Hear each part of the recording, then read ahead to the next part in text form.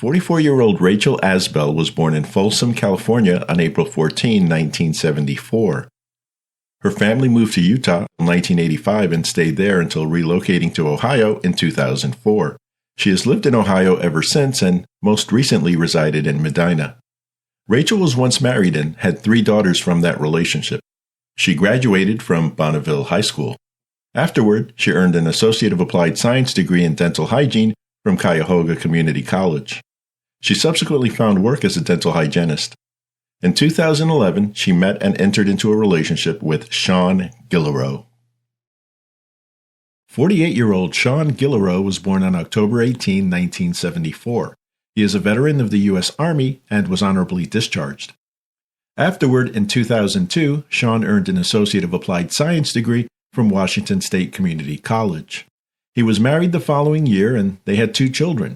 Sean continued to work as an Army recruiter until 2003. Following his military career, he worked in water treatment services, most recently at Chem Aqua Inc. As of 2019, he was in a 7-year relationship with Rachel, and they shared a house on Stockbridge Drive in Medina. Saturday, May 18, 2019, seemed like a fairly typical day in the Montville community. It was sunny and slightly warmer than usual at nearly 80 degrees. From outward appearances, all seemed in order at the well-maintained home on the 4700 block of Stockbridge Drive. Sean and Rachel decided they were due to have some fun that evening, so they took the kids out for a few games of bowling.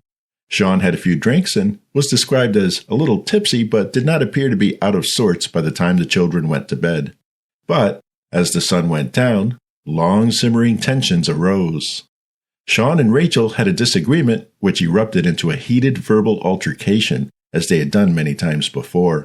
However, this time it escalated into violence. While the children were asleep upstairs, Sean lost control of his emotions. He suddenly reached for a handgun, aimed, and fired a round into Rachel's right temple. The bullet remained lodged in the lower part of her brain. However, Sean's reign of terror was not over. He waited for an undisclosed period and then went to an upstairs bedroom where a teenage girl had been spending the night. Sean entered the room and attempted to sexually assault the teenager. According to police, she was able to fight him off and at some point talk him down. When he briefly left that room to use the bathroom, she was able to escape.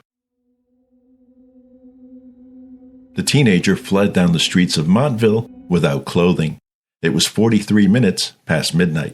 After running barefoot for a half mile, she arrived at a McDonald's restaurant on Wooster Pike Road. She came across employees who were closing for the night. The teen told the workers that a man named Sean Gillerow attempted to sexually assault her at a house on Stockbridge Drive before she was able to escape. She said Rachel was shot, and she believed her to be dead. The restaurant worker drove the girl toward Cleveland Clinic Medina Hospital for medical treatment. The McDonald's employee called 911 while driving to alert them of what had just happened. He told the dispatcher he believed there were other children in the home, ages 12 and 15. As the dispatcher was sorting information from multiple calls and routing officers, another 911 call came in approximately 17 minutes after the McDonald's employee called.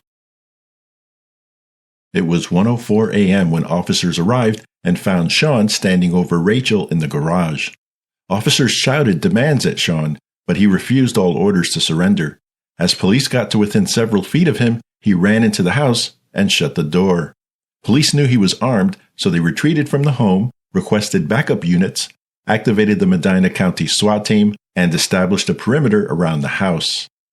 Moments later, negotiators arrived and attempted to contact Sean but had no luck reaching him. Initially, officers focused their attention on the children since there were conflicting reports from the shooter and others that Rachel was already dead. For these reasons, according to police, officers could not enter the garage and take her to a hospital until just before 3 a.m. At 1:43 a.m., the children's precise location was confirmed. Apparently, they had barricaded themselves in a rear bedroom. 1 hour later, the children were safely removed from the home by SWAT members using ladders. The children were physically unharmed and released to the care of family members.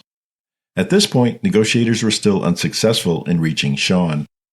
Finally, at 2:52 a.m., Rachel was extracted from the house and flown by medical helicopter to an Akron hospital. She was placed on life support but died from her injuries the following day. At 3:44 a.m., a SWAT robot was deployed to search the residence. 45 minutes later, Sean Guillereau was confirmed dead from a self-inflicted gunshot wound.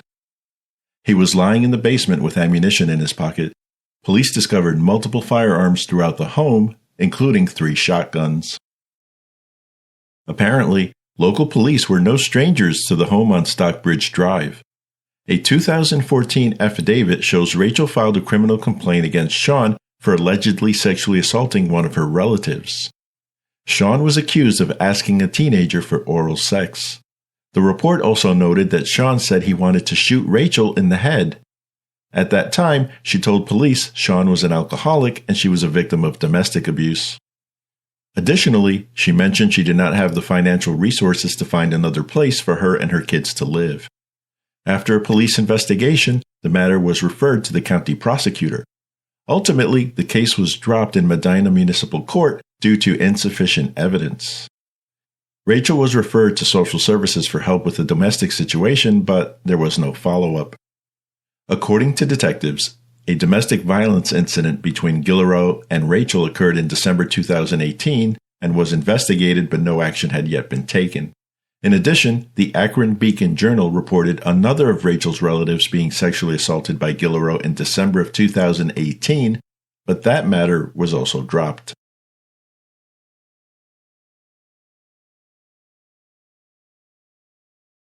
According to police, all of the children in the Stockbridge Drive household were successfully placed with family members.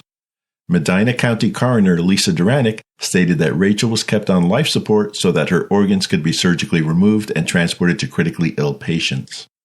Through organ donation, the family hoped that perhaps some good could come out of this tragic and senseless situation.